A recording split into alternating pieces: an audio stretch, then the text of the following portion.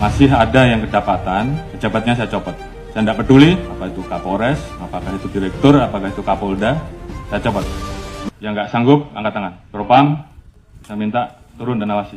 Jadi ingatkan anggota-anggota, selalu di briefing anggota-anggota, seluruh anggota. Dan ingatkan untuk hal-hal yang berkaitan dengan pelayanan masyarakat. Ingatkan mereka. Jangan sampai karena tidak kecepatan kita, yang kedua, rasa aman dan nyaman masyarakat itu, ini masalah persepsi loh. Rasa aman dan nyaman masyarakat itu menjadi terkurangi atau hilang. Karena apapun, Polri adalah pengayom masyarakat. Hal-hal yang kecil-kecil, tolong betul-betul dilayani betul. Dan kalau ada sebuah peristiwa, itu segera dirancang komunikasinya yang baik. Komunikasi publik itu penting banget. Jangan terlambat, jangan lamban. Sehingga yang muncul nanti kalau lambat, yang muncul isu-isu yang lain. Sekarang ini sekali lagi era sosial media, hitungannya detik, hitungannya menit. Sudah bukan hari lagi.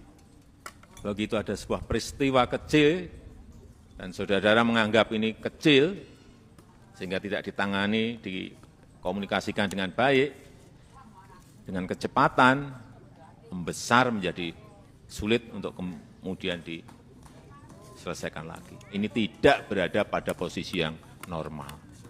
Dunia sekarang ini. Terkait dengan masalah kepercayaan masyarakat terhadap institusi Polri. Hal ini yang tentunya menjadi catatan penting dan saya minta untuk betul-betul bisa ditindaklanjuti. Pasca terjadinya peristiwa, angka kita langsung anjlok di angka 28. Dan kemarin pada saat penetapan FS sebagai tersangka, angkanya naik menjadi 78. Dan ini adalah pertaruhan institusi Polri, sehingga harapan kita angka 78 itu minimal sama atau naik.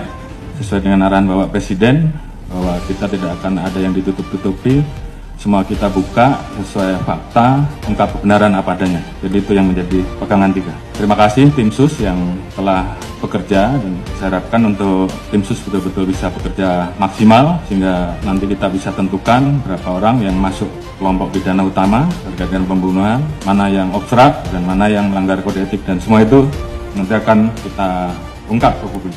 Kita libatkan juga kelompok eksternal, masyarakat juga ikut mengawasi, teman-teman di Kompolnas juga ikut mengawasi, termasuk juga rekan mitra kita yang ada di DPR yang juga ikut mengawasi, dan ini semua menjadi pertaruhan kita.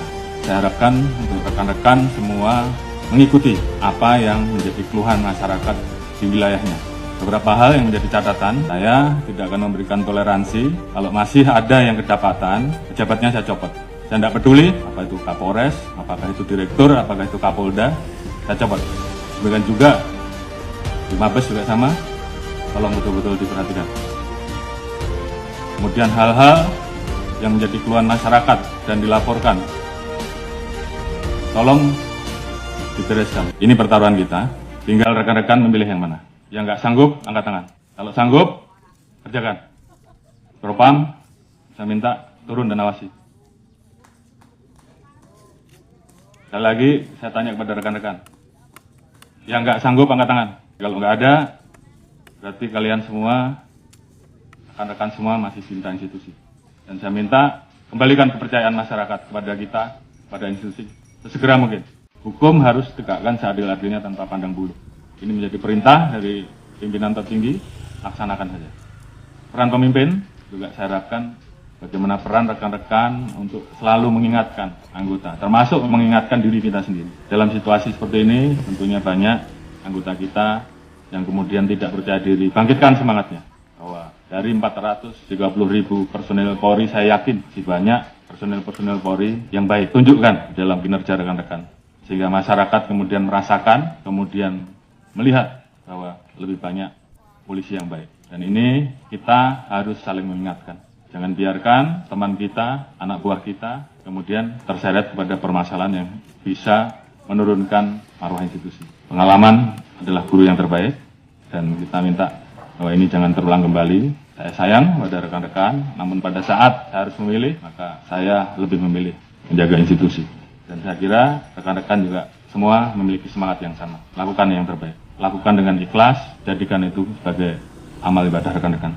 Jaga soliditas internal. Permasalahan yang ada, saya harapkan membuat Polri menjadi lebih solid. Jadikan ini guru yang terbaik. Ingat bahwa banyak yang tidak ingin Polri solid. Jadi saya minta justru dengan permasalahan ini, bagaimana kemudian kita menangani dengan baik dan meningkatkan soliditas internal. Saya Prabu, pada pimpinan tertinggi kita, sehingga kita betul-betul bisa mengawal seluruh kebijakan pemerintah dan arahan Presiden terhadap kita. Jaga marwah dan nama baik institusi. Ini bukan masalah pangkat, tapi bagaimana rekan-rekan memposisikan institusi ini di dalam hati sanubari rekan-rekan. Kita menempatkan profesi rekan-rekan sebagai ibadah, maka saya yakin semuanya akan berjalan dengan baik. Setelah ini, tunjukkan kerja rekan-rekan, jangan kendor, semangat, tugas kita masih banyak, lakukan yang terbaik yang bisa rekan-rekan lakukan, kembalikan kepercayaan publik. Dan saya yakin dengan soliditas yang ada, kita semua bisa.